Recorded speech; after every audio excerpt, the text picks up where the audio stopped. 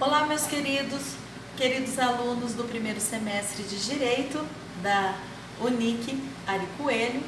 Nós estamos hoje no nosso 6º encontro da disciplina Fundamentos Históricos do Direito. E hoje nós vamos falar sobre o direito romano ainda, sobre o direito romano que nós já iniciamos, nós já falamos na aula passada, e vamos falar também sobre a magistratura e as fontes do direito romano.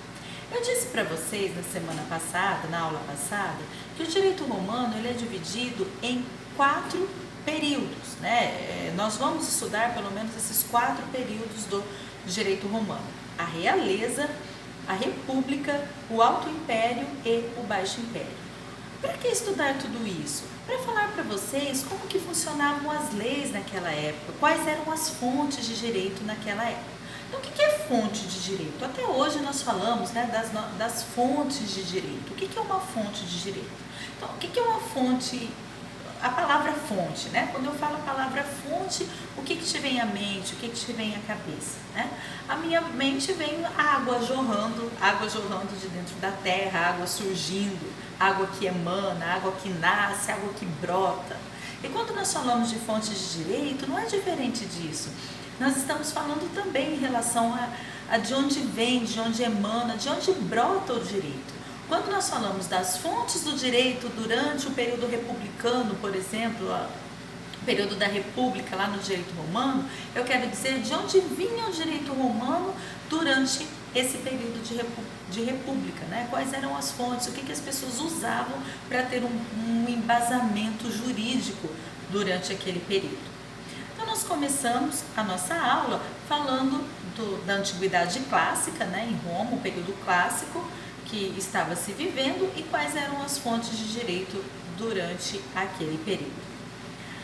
Bom, nós tínhamos um cenário, eu até indico para vocês, tem um livro muito interessante, eu me lembro que eu fiz a leitura e o fichamento dele quando eu estava no primeiro ano de Direito, quando eu fiz Direito, não era dividido por semestre, Então, é interessante, eu me apresentei para vocês na aula passada, Disse que eu sou professora de Direito, mas eu sou especialista em Direito Empresarial e trabalho também, atuo bastante com Direito Tributário, são áreas que eu gosto bastante de atuar. Bom, voltando, quando eu estava fazendo a minha graduação, no primeiro ano, o curso que eu fiz ele era dividido por ano e não por semestre, eu lembro que o meu professor de TGE, Teoria Geral do Estado, passou um trabalho que era o fichamento de um livro. E o livro se chamava A Cidade Antiga. Fustot de Coulanges é o autor. E é um livro muito interessante. Ele retrata como que foram constituídas as primeiras cidades na Grécia, em Roma. Fala bastante do direito romano e desse início do direito romano, da civilização romana, Lembra do mito da aula passada, dos irmãos, Rômulo e René? Como que Rômulo e Remo, Como que surgiu Roma?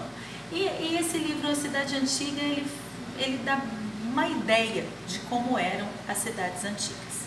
Bom, leia o livro, Não percam a oportunidade. Mas eu vou falar um pouquinho de como elas eram constituídas.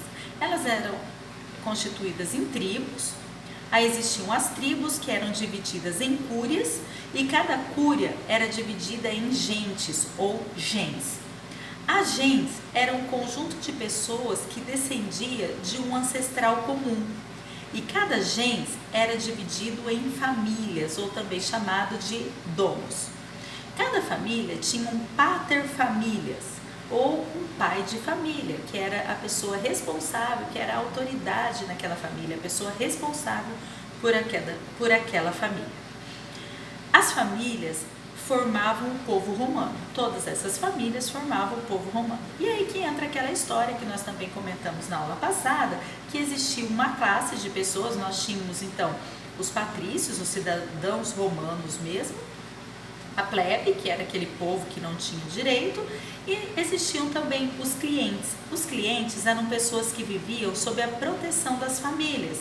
Essa classe ela era representada pelos estrangeiros refugiados, pelos escravos alforriados pelo pai de família e também por outros estrangeiros ou por outros cidadãos que não tinham como sobreviver, que não tinham como sustentar, como se sustentar. Então eles viviam sob a proteção dessas famílias. Por outro lado, eles tinham que servir essas famílias, eles não tinham liberdade, eles ficavam vinculados a essas famílias. Então era bom por um lado, mas por outro lado tinha toda essa questão do vínculo, né, da obrigatoriedade de servir essas famílias também. Bom, quem era o rei durante esse tempo, né, durante esse período da Antiguidade Clássica em que nós estávamos na realeza? Quem era essa figura do rei? O rei era o soberano, que tinha o poder absoluto e comandava o exército, a religião e o poder judiciário. Era um cargo vitalício, mas que tinha um poder limitado pelo Senado. E quem era o Senado durante esse período da realeza? O Senado, uma casa composta por patrícios, somente patrícios nomeados pelo rei.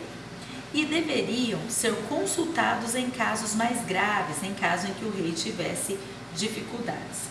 O Senado tinha como atribuições o controle das finanças públicas, a administração das províncias, negociação com os estrangeiros e ratificação das leis votadas pelo povo. Observem que já nesse período as leis eram votadas pelo povo e ratificadas pelo Senado. Porém, a plebe não fazia parte desse povo, né? Até então, a plebe, nesse primeiro momento da realeza, não tinha direitos. Bom, existiam, durante esse período da realeza, os comícios e assembleias. O que era isso? Os comícios e assembleias eram reuniões políticas voltadas a discutir os interesses do povo, os direitos do povo, onde se votava as leis propostas pelo rei. A plebe foi introduzida gradativamente na vida política durante a realeza. Quais eram as fontes de direito durante esse período da realeza? As fontes de direito eram as leis, né, da iniciativa do rei e votada nos comícios e nas assembleias pelo povo e sancionadas pelo Senado. Então, fontes de direito eram as leis e eram também os costumes, conjuntos de regras aceitas por todos, era um consenso geral a aceitação dessas leis. As leis nasciam de um conceito formal, eram impostas pelos reis, votada pelo povo e ratificada pelo Senado. E a magistratura? Como funcionava a magistratura durante esse período da realeza? Bom, a magistratura era composta por cargos eletivos, com um tempo, com a duração de 1 ano, né, esse período de exercício do cargo, e ela era dividida em 5 cargos. A magistratura era composta, então, pelos cônsules, pretores, censores, edis e questores. A função dos cônsules eles eram responsáveis pela presidência do Senado e pela proposição de leis. Então, eram esses cônsules que escreviam os projetos de lei. Depois existiam os pretores, que eram aquelas pessoas responsáveis pela justiça.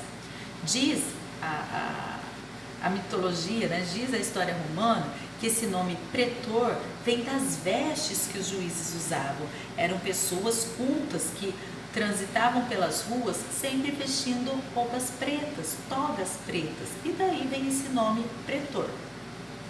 Existiam também os censores, que eram as pessoas que realizavam o censo e cuidavam da censura de uma forma geral.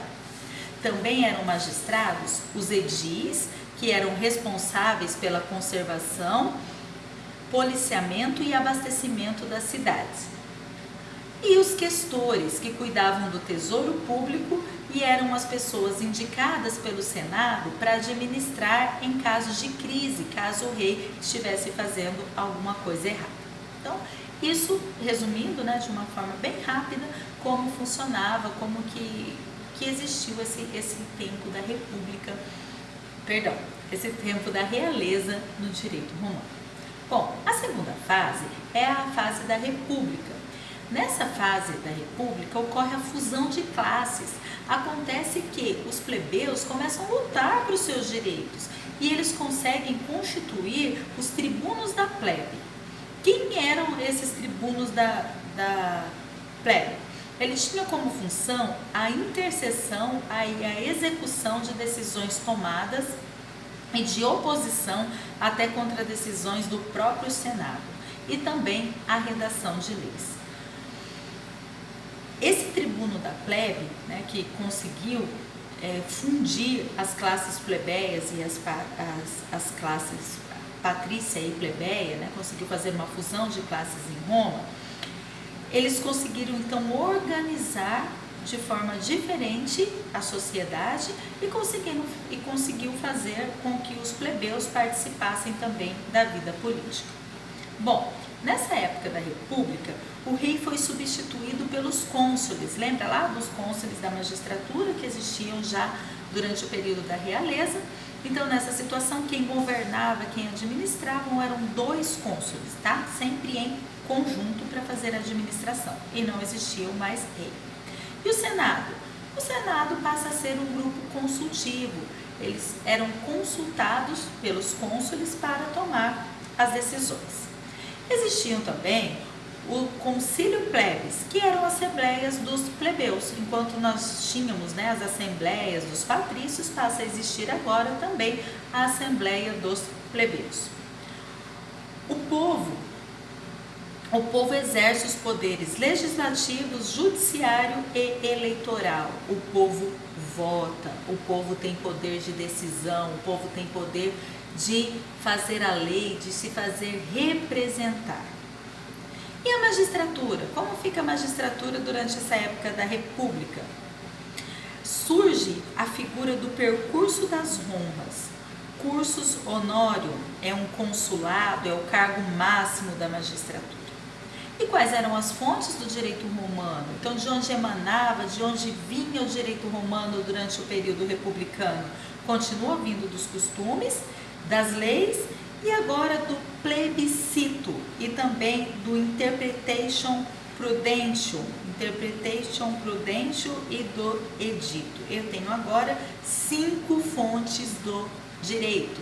Então, voltando, continua sendo a lei, continua sendo os costumes, mas nós temos agora plebiscito, interpretation prudentium, que nada mais é do que jurisprudência, interpretation, interpretação da jurisprudência, e o edito, interpretation, né, sei lá como que é a pronúncia exata, mas que a gente pode chamar hoje de jurisprudência. O que é o plebiscito?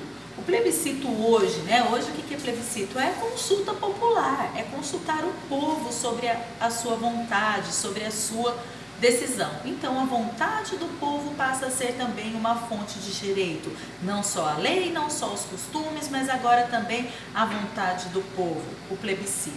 E aí nós temos também, então, a interpretação da jurisprudência.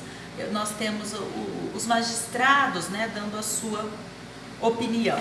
E nós temos como fonte também os editos, que eram documentos, né, editados pelas pessoas importantes, pelos juristas, né, importantes, e também pelos cônsules que ocupavam a posição de administrar o império. Então, esses editos, esses proclames, na verdade, né, chamados de edito do administrador, do chefe do executivo, no caso, que eram os cônsules. Bom, então essa foi a época da República, né? Esses são os principais destaques da época da República durante o direito romano. A terceira fase aqui do direito romano que merece a nossa atenção é o Alto Império. O Alto Império é marcada pela presença dos principados. O que acontece, né, no direito romano? Acontece a expansão territorial. O Império Romano vai ganhando cada vez mais espaço, vai tomando outras terras, outras áreas, e daí passa a ser necessário administrar essas áreas. Então, são constituídos principados para a administração dessas áreas. E o imperador e o governante vai nomeando alguns imperadores, alguns governantes para ocupar, para administrar essas terras. Então, os imperadores dessas áreas acumulavam todas as atribuições da magistratura. Existia um aumento de território e províncias sendo anexadas ao Império Romano. Essas províncias, elas poderiam ser imperiais ou senatoriais. As imperiais guardavam tesouros e traziam renda para o Império Romano. E as senatoriais, elas tratavam mais de questões administrativas, serviam mais para a administração mesmo daquele território. Quais eram as fontes de direito durante o Alto Império? As fontes eram as constituições imperiais. Então passa a existir agora, no Alto Império, constituições imperiais. O que mais? Existia também a senatus consultus. O que é senatus consultus? Consultas do Senado. O Senado era consultado nessa época. O imperador ele não governava sozinho e o Senado tinha um papel bastante importante de órgão consultivo. Essa fase do Alto Império, ela termina com a morte do imperador Diocleciano, né? E só faltou falar uma coisa, existia também a responsa jurisprudência também, que eram atos de jurisprudência que eram publicados pelos magistrados, pelos juristas, pelas pessoas que entendiam de direito na época, né? Pelos estudiosos de direito. Então essa fase termina com a morte do imperador Diocleciano. E a próxima fase é então o Baixo Império, que é uma fase de absolutismo, em que o imperador passa a governar sozinho. O Senado perde os seus poderes e passa a ser somente um conselho municipal. Constantinopla passa a ser a sede do Império Romano e o Império se divide em oriental e ocidental, sendo que o oriental é logo invadido pelos bárbaros, que acabam arrasando essa parte do Império, e o oriental é invadido depois pelos turcos e também é desfeito e também vem por ser devastado. O Senado, então, nessa fase, né, só um conselho municipal, a magistratura continua existindo, mas perde os seus poderes, os magistrados não têm mais poderes. A fonte do direito, então, como quem manda é só o imperador, não existe mais, o Senado não tem mais tanto poder, não existem, os juristas também não têm muito poder. O que acontece é que a fonte de direito passa a ser somente a lei e a Constituição, e ela é interpretada somente pelo imperador, né? Pelo rei da época, pelo imperador. Bom, o que é importante destacar é que essa parte esse tempo, né, do Baixo Império foi o tempo em que viveu Justiniano, que foi o mais famoso jurista, né, do direito romano, e foi durante a época do imperador Justiniano. Na verdade ele era um imperador. Eu falo jurista porque foi dele a decisão de compilar, de reunir todas as normas do direito romano e escrever. Então, Justiniano foi um imperador, né, dessa época, dessa última era do Império Romano, que fez essa compilação do direito costumeiro e escreveu, né, ele registrou o direito romano para que existisse até hoje. Então, é importantíssima a obra de Justiniano dentro do direito romano. Tá? Eu chamo a atenção de vocês para que leiam um pouquinho sobre Justiniano, leiam um pouquinho, né, sobre a lei das 12 tábuas, que nós falamos no nosso quinto encontro, na aula passada, e leiam também sobre essa fase do Império Romano, que foi postado para vocês lá no nosso sexto encontro. Se vocês abrirem lá o nosso sexto encontro, vocês vão encontrar o material disponibilizado que conta toda essa história do direito romano. Certo, pessoal? Aproveite esse período de quarentena, aproveite esse período sem ir à faculdade para fazer o desafio nota máxima. Não se esqueça de que o desafio nota máxima ele tem prazo para ser cumprido, e quanto antes você fizer, melhor. Aproveite então esse período, né, que nós estamos em casa. Deixei para vocês atividades no portal, atividades lá na nossa pré-aula. Façam as nossas questões. E qualquer dúvida eu estou à disposição. Posso atendê-los pelo WhatsApp ou via portal. Tá? Um forte abraço para vocês e até o nosso próximo encontro na semana que vem. tá? Fiquem com Deus, saúde a todos.